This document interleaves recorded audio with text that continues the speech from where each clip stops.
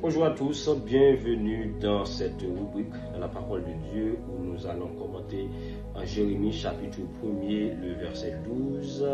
L'Éternel qui parle à Jérémie et dit à Jérémie, je veille sur ma parole afin de l'accomplir. Un texte qui nous montre que Dieu n'est pas un homme pour mentir. Un texte qui nous montre que les paroles de l'Éternel, les promesses de l'Éternel ne sont pas des promesses de campagne, ce ne sont pas des promesses électorales, ce ne sont pas des discours de politiciens, voire des discours religieux.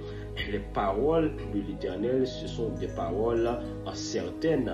Mais toutefois, la Bible nous dit que Dieu veille sur sa parole. Et j'aime bien ce texte, pourquoi? Parce que le texte ne dit pas que Dieu veille sur nos situations. Non, Dieu ne veille pas sur nos situations, mais Dieu veille sur sa parole. Alors, qu'est-ce que nous devons faire? Puisque Dieu ne veille pas sur nos situations et qu'il veille sur sa parole, nous devons quand même garder la parole de Dieu. Parce que si nous gardons la parole de Dieu, Dieu va veiller sur sa parole, et bien Dieu va veiller sur nous, Dieu va veiller sur notre situation, Dieu va vraiment avoir les regards tournés vers nous. Mais malheureusement, nous voulons voir la main de Dieu dans nos affaires tout en rejetant la parole de Dieu. Oh, Dieu, il veille sur sa parole. Ok, Dieu il veille sur sa parole. Ce que nous devons garder, c'est la parole de Dieu. Qu'est-ce que Dieu il dit? Qu'est-ce que Dieu il dit? Qu'est-ce que Dieu il demande de faire? Qu'est-ce que Dieu il interdit? Et c'est à ce moment, nous allons nous conformer à la parole de Dieu. Nous allons respecter la parole de Dieu. Est-ce que Dieu demande de marcher dans la sanctification? Oui. Est-ce que Dieu demande de fuir le péché? Oui. Est-ce que Dieu nous demande de résister face à la tentation? Oui. Est-ce que Dieu nous demande de décharger tout sur lui?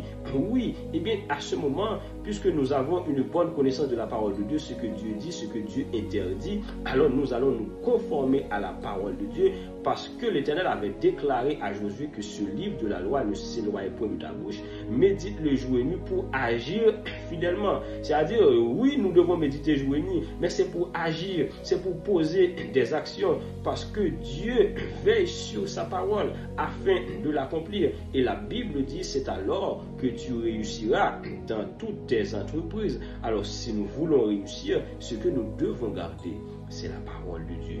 Malheureusement, aujourd'hui, mes bien-aimés, nous avons trop de personnes qui négligent la parole de Dieu, des personnes qui ne font aucun cas de la parole de Dieu, mais qui veulent voir la main de Dieu dans leur vie, des personnes qui veulent marier, des personnes qui veulent passer à un autre niveau, des personnes qui attendent des enfants, des personnes qui attendent toute sorte d'élévation, mais qu'en est-il de la parole de Dieu?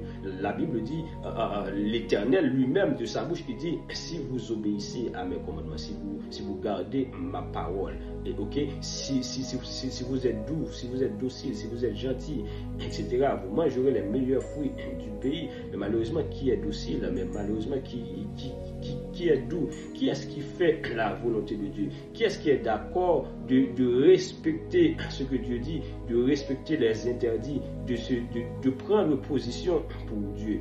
Mais toutefois, nous voulons vraiment voir la main de Dieu dans notre vie. Nous voulons recevoir la bénédiction. Nous voulons tout recevoir de Dieu sans faire de sacrifice. Tandis que le monde spirituel, c'est un monde de sacrifice, mes bien-aimés. N'oubliez jamais que Dieu veille sur sa parole afin de l'accomplir. Si Dieu veille sur sa parole et pas sur nos situations, ce que nous devons garder, c'est la parole de Dieu. Voilà pourquoi je vous prescris la parole de Dieu comme étant ce trésor que vous devez garder.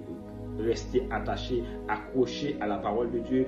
Lisez votre Bible jusqu'à ce que vous deviendrez une Bible ouverte dans le monde. À ce moment, Dieu va jeter un regard favorable sur votre vie et il va vous bénir de toutes sortes de bénédictions dans les lieux célestes. Et ces bénédictions ne seront pas que des promesses, ces bénédictions vont se télécharger dans votre vie, dans ma vie, dans la vie de votre famille. Et c'est à ce moment que nous allons commencer par goûter l'éternité sur cette terre. Que le Seigneur vous bénisse, que le Seigneur vous protège et qu'il vous garde.